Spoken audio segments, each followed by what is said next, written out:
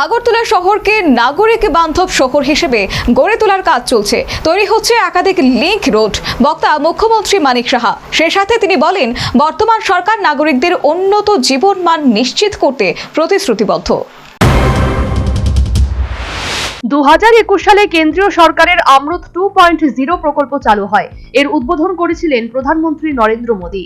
এই প্রকল্পের উদ্দেশ্য শহরাঞ্চলে বসবাস করা প্রতিটি পরিবার এই বিশুদ্ধ পানীয় জল সরবরাহ নিশ্চিত করা। মঙ্গলবার রবীন্দ্র ভবনে অমৃত 2.0 প্রকল্পের আগরতলা পৌর নিগম এলাকায় বিভিন্ন ওয়ার্ডে রূপায়িত 45টি ডিপ টিউব অয়েল, 27টি আয়রন রিমুভাল প্ল্যান্টের উদ্বোধন করেন মুখ্যমন্ত্রী মানিক সাহা।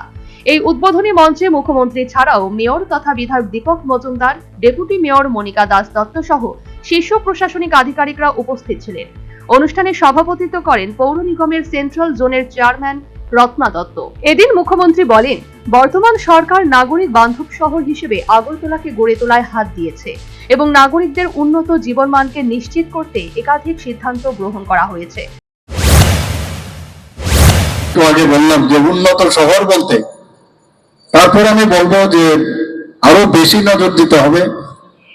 কাজ হচ্ছে পুরনো শহর আগরতলা, আমরা সবাই জানি, সেটাকে আরো বসে মেজে সেটাকে ঠিক করা এটা একটা চ্যালেঞ্জিং জব।